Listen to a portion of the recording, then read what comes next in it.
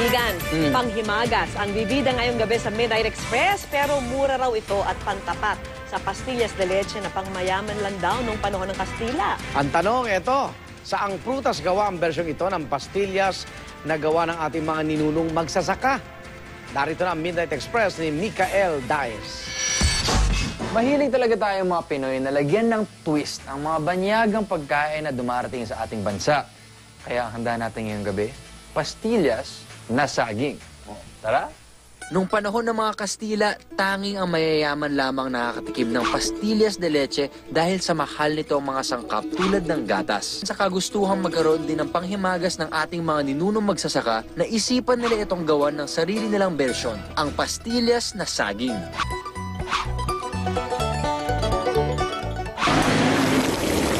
Ito na naman, panghimagas. And this is a different version of one of my favorites, pastillas de leche.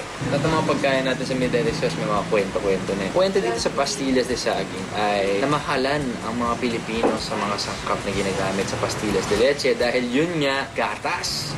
Diba? Pang sosyal, pang praile, pang ilustrado. Gusto natin na mas mura. Pastillas de saging naman yung naisip nila. In other words, baby food. Mahilig ko sa baby food. Excited daw dito. Yung lasa niya, parang tinurog lang talaga na banana. Parang baby food talaga.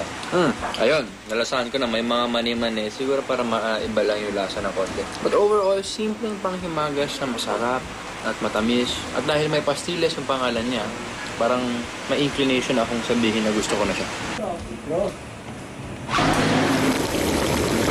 Dahil isang malaking bukiri ng Malolos, maraming saging at tubo ang nakatanim dito. Kaya inihanda rin nila ang minatamis na ito sa mga pista sa nayon. Sabi nga ng mga matatanda, masustansya na malinamnam at murang-mura pa.